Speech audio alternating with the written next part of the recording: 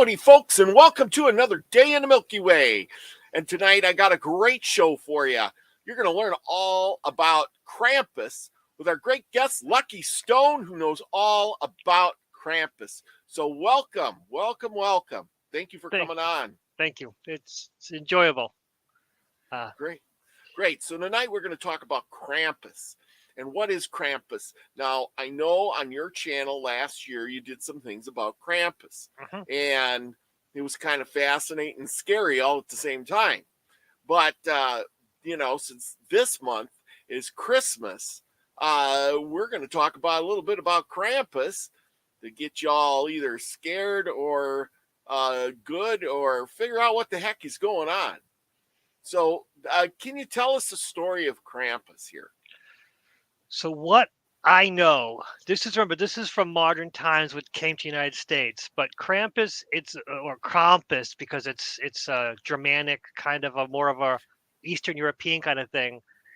Krampus means claw, and that's kind of the symbol of this big, scary individual. And I have a figure from last year, the Krampus thing. Yeah. And as you can see, that's his face. That's kind of a goat kind of demon kind of thing. And he's supposed to represent the negative parts of Oops. Yeah. Wait a minute. I was going to have you hold that up, but sure.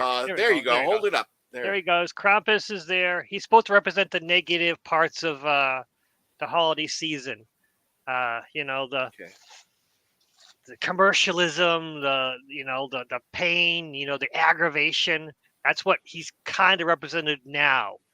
And because initially, last couple hundred years, the idea was that he would punish the naughty children on December 5th. All the naughty children throughout the year, he would either whip them if they were pretty naughty. If they weren't so naughty, if they were on the line somewhere, he would put birch branches in their stockings because to say, this is a warning. Next time, I won't be so nice. And of course, if you were naughty, he'd whip you. And if you're really naughty, he'd take you and shove you in his sack, wrap you in chains, and either torture you or eat you. And the idea was that he would punish the naughty children, while the good children, the next day would be December 6th, which is Santa Claus Day. That's when the good children will be getting gifts like nuts and fruits and or coins, silver coins. Yeah. The Santa Claus story, which is a nice story. But there's this ideas of what he really came out of. One of the ideas is that he was an ancient deity that the Germanic people worshipped. And remember, the winter time, when you're going into the winter time, it's a scary time when it's going to be cold and, the animals, the more aggressive animals like the wolves and stuff, they're looking for food. And so you need a protection, of course, not just the animals themselves, but the demons themselves.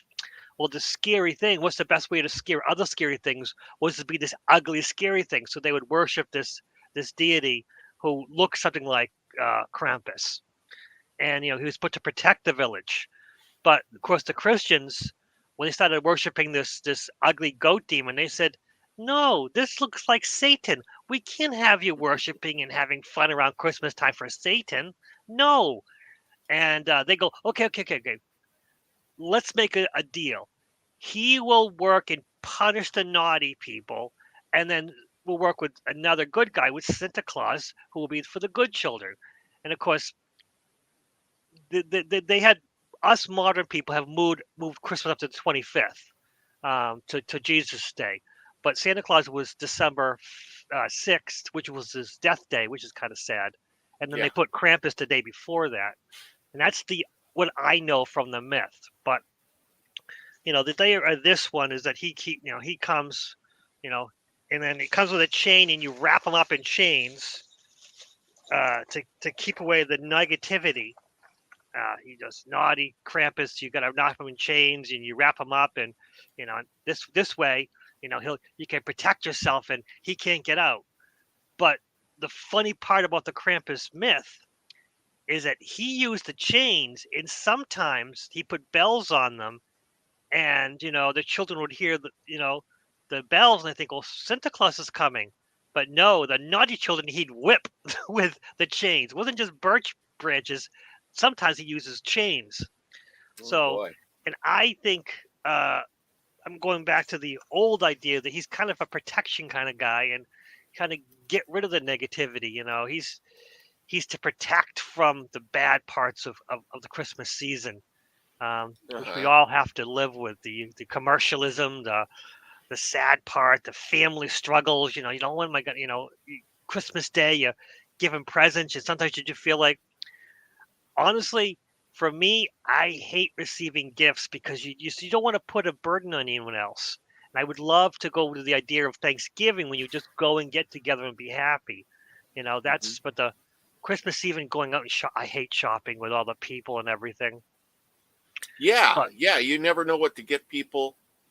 And then you feel obligated, or I feel like, somebody got me something, and now I need to get them something back. You receive something and you have to be appreciative of it, and then sometimes you think to yourself, they went through all this effort, but really, I don't need this. I like being with my friends, I like being with my family, but I don't need this. And they went out of their way, and sometimes they give it to you and you can't hide your not disappointment, but you're like, what am I going to do with this? And a lot of times I just honestly, if the Christmas was not about the gift giving, it was just about sitting and being with family and friends and just having fun, that would be the best part. But we're so focused on getting the nicest things and helping each other out, and doing things that they might want and find what they need. And a lot of us adults, we don't need anything. Well, that is so true. I just went to the store today, and and I'm walking around with all these things there, that are on sale from that Black Friday stuff and whatever. And I'm just like, I don't need this. I don't need that. I don't need this. Well, I don't need any of that stuff. I really only came in there for a plug-in and maybe some grain for my chickens. And I'm thinking, what do I need all this stuff for? I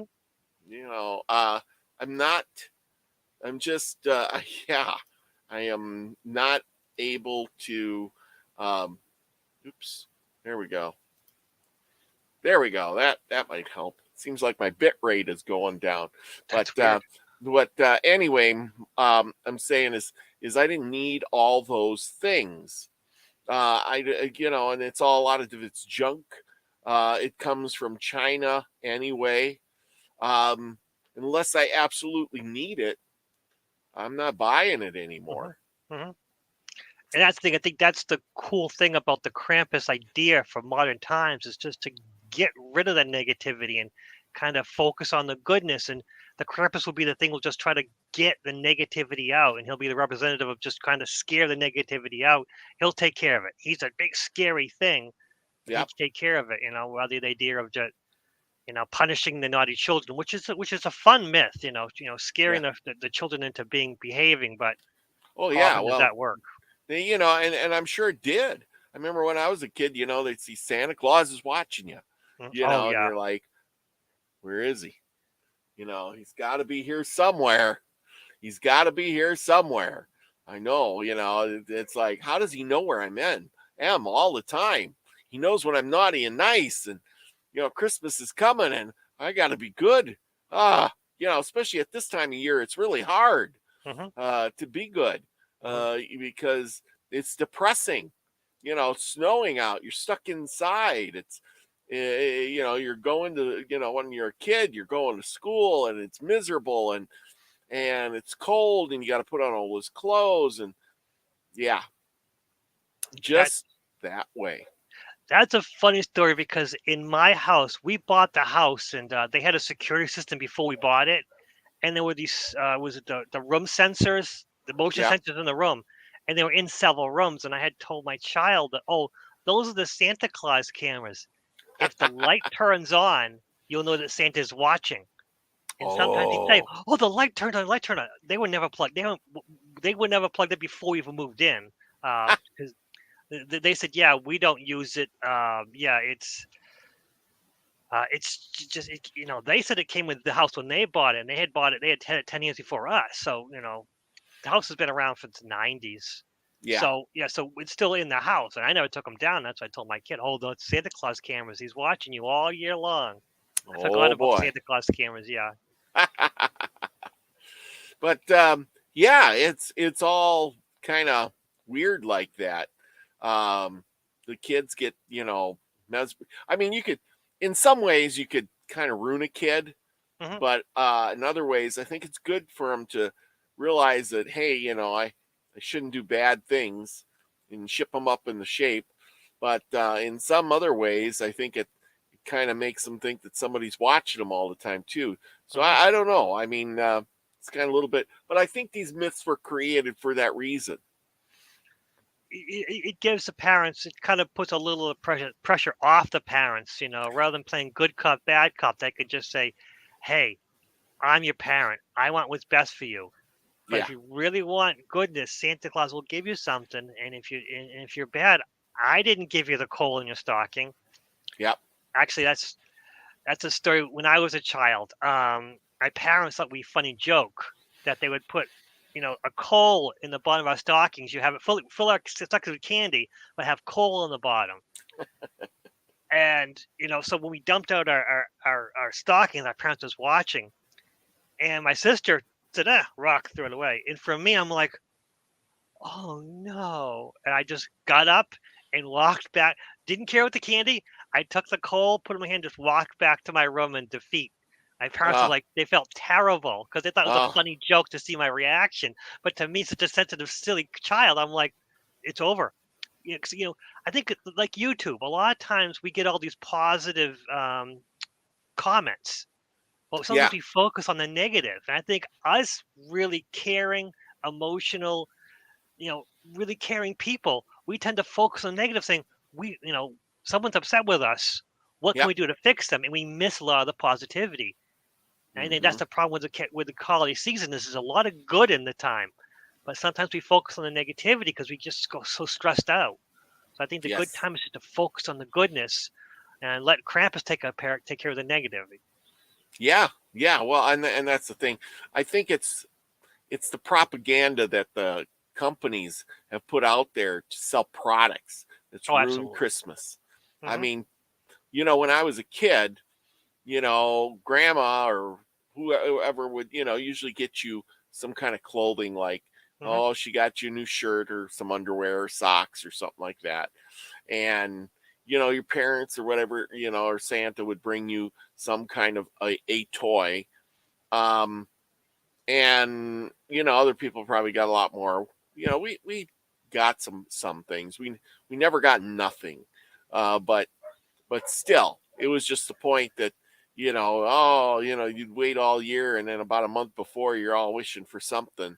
And you would get defeated if you didn't get, anything Hmm. because you were hyped up. You're watching cartoons on TV and every other commercial is all about what you could have.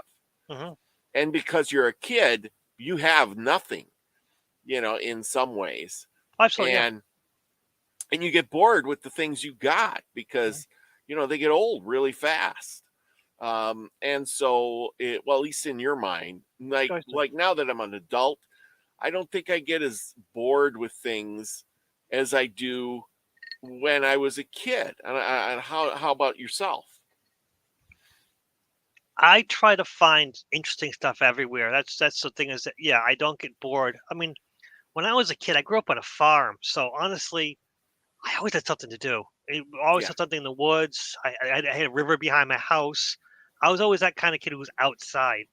And Yeah. when I was a kid, Star Wars was a big thing, and my parents bought me all the Star Wars stuff. But Hmm. an uncle handmade. My mother still has this fort. Thing was huge, and they hated it because thing was like at least about 2 feet wide, 2 feet long, and it was a fort. made, and it had like little barracks inside of it. I can still remember it. And that silly fort that he made handmade, I loved more than the Star Wars stuff. And my parents could never understood this. They're like, we bought so much of the Star Wars stuff. Why don't you play with that? And I'm like, I'd rather play with the fort. Of course, it came with these plastic figures. To them, was like, it was junk, to them. Yeah. But I loved that. And I ended up taking that fort. I ended up getting some secondhand train stuff and built a whole train thing around the fort. And of course, my parents were like, they spent so much money on the Star Wars stuff, and I was more interested in the stuff that we got secondhand, from other people.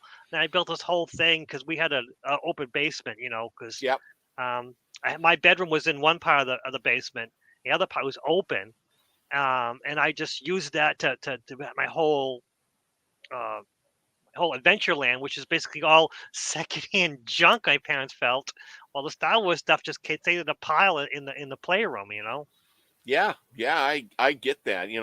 I did the same. We lived, we had animals, we had horses and cows and things like that, and I spent most of my time outside anyway. Yep. I was happier, getting something for the horse than I was a toy. I think my biggest toy that I really liked, I got this Merlin game. It was, I don't know if you ever remember those where you push. It's got the buttons, you play tic-tac-toe on it. It was red. It was red. It was red with I think it was 9 buttons. Yep. Yeah, and that and a little professor. I remember that. That was so cool. But those two things I got, I remember, but other than that, the toys, they would break, they were cheap then too. But I rather go outside and play with a stick. Or ride my horse or do something like that or whatever. It wasn't about the toys so much. And then we'd eat the big meal, or on Christmas Day and all of that stuff, which was fun. You get together with family, get a big meal, and you relax afterwards. Yeah. The best part of Christmas was the after everything was open, everything was done, everything was cleaned up. We had a big dinner and we just relax, and usually it was watching football, but I wasn't a sports thing, but being with the family was the fun thing. Yeah, same here. My dad sometimes would turn the football game on and I'd be like, I'm going outside, or or play with my new toy thing that I had or something like that. But I wasn't into the football either, and it was like that bored me. But I was waiting to get up in the morning to open the presents. And then as I got older, we would open a present or so in the evening of Christmas Eve. We'd all get to open something. Yes, we had the same thing, which was a special thing my mother would pick out, which you'll know it was clothes we had to wear for church the next morning. But yeah. But you get one present you can open before, and then of course my sister wanted to do 2 because she wanted something that she could use. Where it was, my sister was much more powerful than I was. I was just whatever, laid back kind of kid. Yeah. My sister was a very strong-headed person. Well, at least Krampus didn't really come to your house either.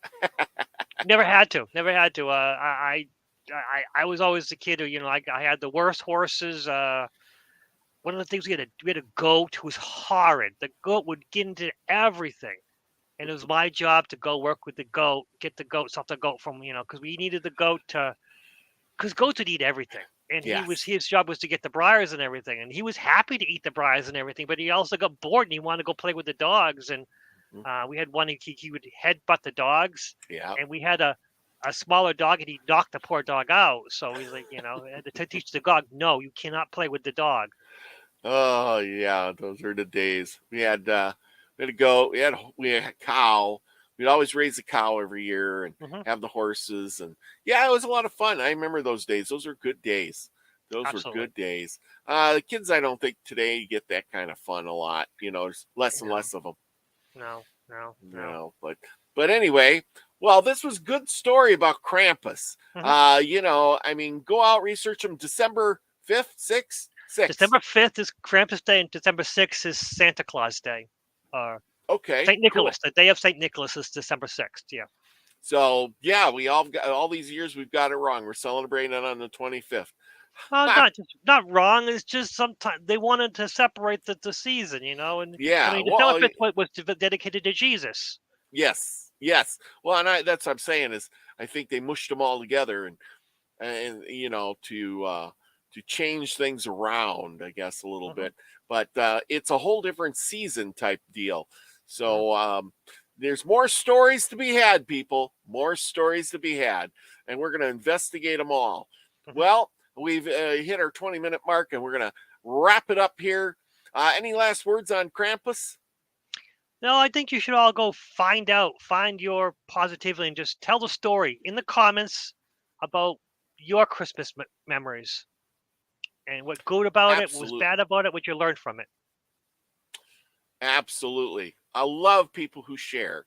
If nothing else, send me an email. Link is in the description below. Thank you everybody for coming. It's been great. We'll catch you next time.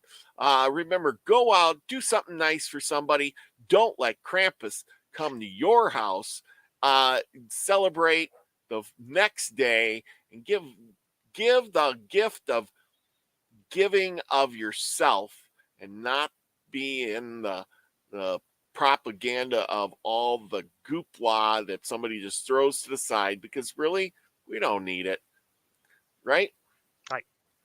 So go out and be the frequency you want to receive, everyone. Love you all. Peace, everybody.